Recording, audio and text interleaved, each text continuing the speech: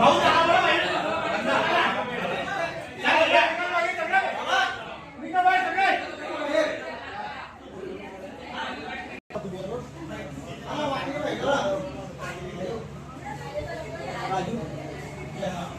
4:30च्या दरम्यान मी मलकापूरहून ज्यावेळेस आपल्या जामनेरकडे येत होतो त्यावेळेस साधारण आपल्या मालदापाडी फाट्यावर डॉक्टर आनंदजीन यांचा पंप आहे. त्या पंपच्या बाजूलाच एक क्रुझर गाडी आणि एक डिझायर गाडी, या दोघांचा एकदम जोरात त्या ठिकाणी भयंकर ॲक्सिडेंट मोठ्या प्रमाणावर झालेला होता.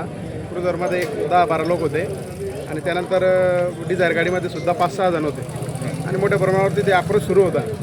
अशा वेळेला तिथे पोहोचल्यानंतर स्पॉटवर पोहोचल्यानंतर मी आपले जालंभाऊ राजपूत आरोग्य दूत यांना ॲम्ब्युलन्ससाठी कॉल केला आणि आमच्या मागेच आमचे भाजपाचे जिल्हाध्यक्ष चंद्रकांतांना भाविस्कर ते सुद्धा बोदवला होता, त्यांना सुद्धा कॉल केला की ते मोठा ॲक्सिडेंट झालेला आहे. त्यानंतर 1-2 आमची प्रायव्हेट गाडी त्या ठिकाणी होती. त्या प्रायव्हेट गाडीमध्ये जे किरकोळ जखमी होते त्यांना पटापट त्या ठिकाणी टाकले आणि त्यांना इथून जामनेरला आपल्या सिव्हिल हॉस्पिटलला त्या ठिकाणी आणण्यात आलं. साधारणतः 3 ते 3:30च्या दरम्यान आम्हाला फोन आला. येताच केमियामधून घरून तिथे निघालो. मालदावाडी इथे गेलो.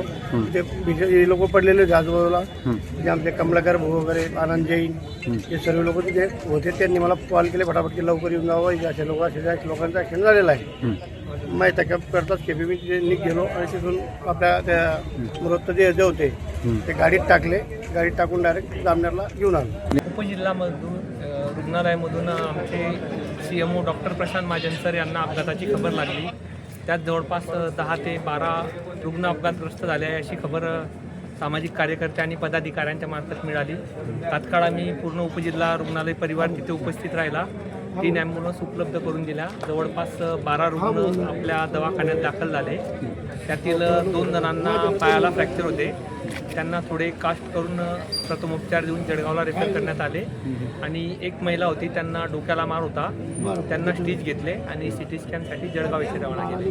नंतर थोड्या वेळाने दुसऱ्या ॲम्ब्युलन्समध्ये कमलाकर भाऊंनी 2 महिलांना घेऊन आले.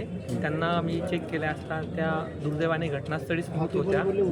त्यांच्या नातेवाईकांना संपर्क करण्याचा प्रयत्न सुरू आहे. प्रथमदर्शनी ते नाशिक विभागातले असल्याचे सांगत आहे. एकूण अपघातात किती मृत्यू आहे आणि किती जखमी आहेत? अपघातामध्ये एकूण आपल्या उपजिल्ह्यामध्ये जे 2 दाखल झाले ते मृत्यू आहेत आणि 14 रुग्ण जवळपास दवाखान्यात आलेले होते.